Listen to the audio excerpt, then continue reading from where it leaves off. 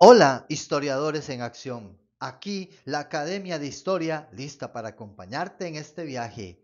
Prepárate porque te traeremos los mejores videos de repaso para las pruebas nacionales en estudios sociales. Además, tendrás prácticas para que te luzcas y demuestres tu nivel. Recuerda, la historia no solo se cuenta, se vive y juntos la vamos a conquistar.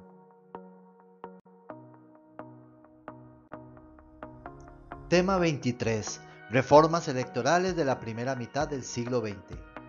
El sistema electoral de Costa Rica en la primera mitad del siglo XX experimentó diversas transformaciones que fueron reflejo de las tensiones políticas y sociales del país en su camino hacia la consolidación de un sistema democrático más inclusivo y justo. Reformas electorales. Estas transformaciones ocurrieron en un contexto global y regional marcado por los cambios de paradigmas políticos en la primera mitad del siglo XX. La expansión de los derechos civiles y el crecimiento de movimientos que buscaban una mayor participación ciudadana y la reducción del control de las élites sobre los procesos electorales. A ello, vamos a analizar los aspectos más importantes.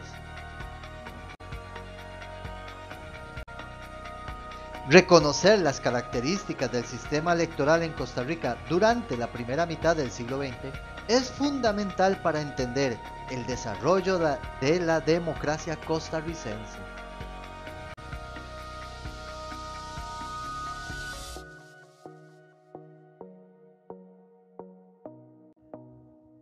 Características del sistema electoral de Costa Rica de 1900 a 1948. Sistema de elección indirecta, elección de 2 grados. Hasta 1913 las elecciones eran indirectas. Los votantes elegían electores y estos a su vez elegían a los funcionarios públicos, como el presidente o los diputados. Esto limitaba la participación ciudadana directa y facilitaba el control de las grandes élites sobre el proceso electoral. Limitación del sufragio. Solo podían votar hombres mayores de 20 años y en su mayoría de clases acomodadas. Las mujeres y otros sectores de la población, como los indígenas y afrodescendientes, no tenían derecho al voto. Ampliación del electorado masculino. En este periodo, los años 20 y 30, ya los hombres empezaron a tener un acceso mayor, excluyendo a los indígenas afrodescendientes, como lo mencionaba anteriormente, según su procedencia étnica. Esto, los hombres pudieron inscribirse para votar, pero hubo una limitación por lo de género. Voto público y oral y voto no secreto. Hasta la reforma del 25, el voto era público y se emitía de forma oral frente a una junta electoral, lo que facilitaba la manipulación y el fraude. Este sistema hacía que los preferidos fueran fácilmente influenciados o intimidados por los actores políticos. Mayor control institucional. Bajo el gobierno de León Cortés Castro, las instituciones electorales fueron reforzadas, pero no completamente. Pero con el objetivo de consolidar el poder de las élites políticas, aunque se mantuvo el voto secreto, las élites encontraron nuevas formas de influir en los resultados electorales, como el uso de recursos públicos para favorecer a ciertos candidatos. Falta de inclusión de las mujeres o exclusión femenina. A lo largo de todo este periodo, las mujeres no tenían derecho al voto. No será hasta la Constitución de 1949, después de la Guerra Civil, que se reconozca el sufragio femenino en Costa Rica. Influencia de las élites políticas y el dominio de las élites. A pesar de reformas, las élites políticas y económicas mantuvieron un control considerable sobre el proceso electoral a través del clientelismo, la manipulación del padrón y otras prácticas. Las clases dominantes pudieron influir en todos los resultados electorales. Prácticas fraudulentas electorales en Costa Rica de 1900 a 1946. Control de las cédulas de identidad. En las primeras décadas del siglo XX, las cédulas de identidad eran un instrumento clave para controlar el proceso electoral, y las élites políticas manipulaban su distribución. Dado que la emisión de las cédulas estaba en manos de funcionarios locales, quienes solían estar vinculados a partidos o familias poderosas, se restringía el acceso de este documento para ciertos sectores de la población, en especial aquellos que eran percibidos como votantes opositores. Estas personas eran deliberadamente excluidas del proceso al negárseles la cédula, lo que impedía su derecho al voto.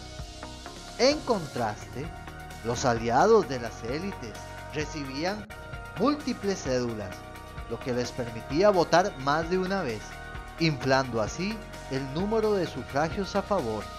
Recuerden que no existía un padrón electoral y tú te acercabas a votar a un centro y podías ir a otro centro y también ejercer el voto. En la actualidad solo estamos inscritos en un centro electoral. Manipulación del padrón electoral. Otra táctica común empleada en este periodo fue la manipulación del padrón electoral. Las autoridades locales, frecuentemente vinculadas a los grupos de poder político y económico, inflaban los registros del padrón con nombres de personas fallecidas o inexistentes. Estos votantes fantasmas permitían que se agregaran votos falsos a favor de los candidatos apoyados por las élites. Además, aquellos individuos que eran identificados como opositores al gobierno o a los partidos en el poder a menudo eran eliminados o excluidos del padrón o encarcelados el día de la votación. Esto significaba que no podían votar ni influir en los resultados electorales. Esta práctica, aunque no siempre fue viable para la mayoría de la población, era un mecanismo eficaz para asegurar que los comicios fueran controlados por quienes tenían el poder.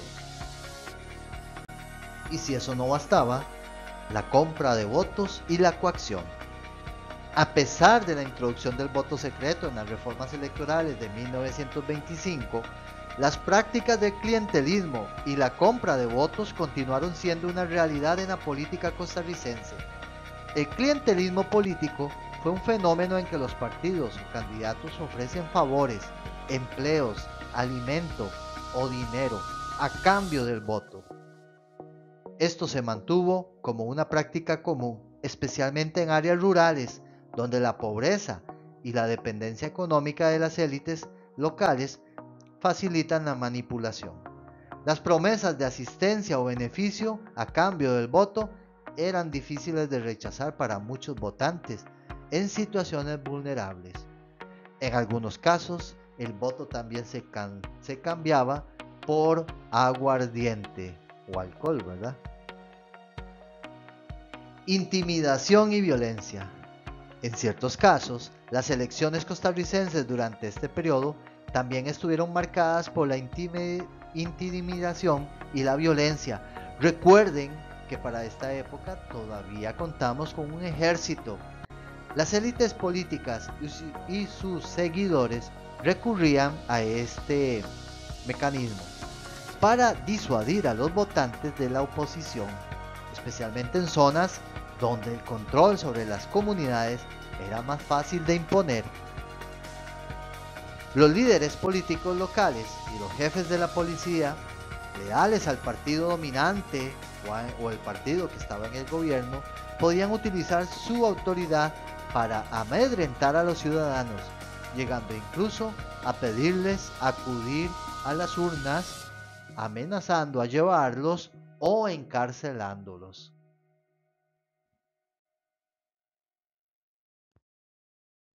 Y bien, ¿cuáles son las principales reformas electorales que sufrió Costa Rica para quitar y eliminar todos los problemas que vimos anteriormente?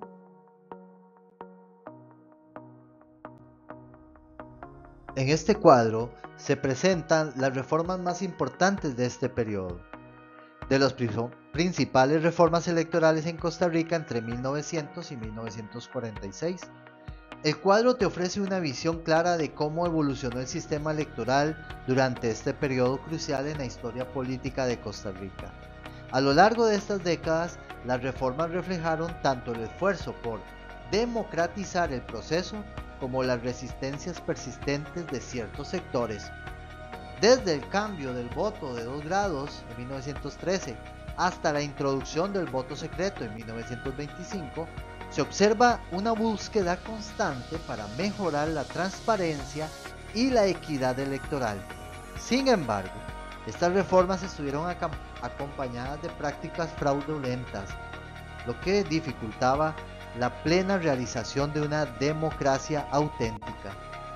Cada reforma buscaba corregir estos vicios, pero las élites lograban encontrar alguna manera de mantener su control, reflejando el carácter incipiente de la democracia costarricense durante la primera mitad del siglo XX. Estos cambios sentaron sí la base para la consolidación democrática, que llegaría tras la Guerra Civil de 1948. Aunque las reformas electorales entre 1900 y 1946 representaron avances importantes hacia la democratización de Costa Rica, estas prácticas de fraude minaron seriamente su legitimidad. ¿Qué avances tuvo Costa Rica para la democratización? Pues el voto secreto, el Consejo Nacional Electoral, hoy día Tribunal Electoral, y el registro civil. Las limitaciones importantes, pues la exclusión de las mujeres, la influencia desproporcionada de las élites, el clientelismo político, la manipulación de la asistencia y el fraude y el control. Y todo esto culminó con la Guerra Civil del 48 y una nueva constitución en 1949, donde se le da el voto a la mujer y se garantiza mayor independencia de las instituciones electorales.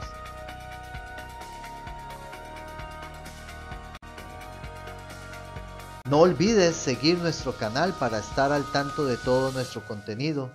Dale like a los videos que te han sido útiles. Suscríbete para no perderte ninguna actualización y continúa reforzando tus conocimientos de manera constante. Cada lección te ayudará a estar mejor preparado para enfrentar la prueba nacional con confianza y éxito. No te los pierdas.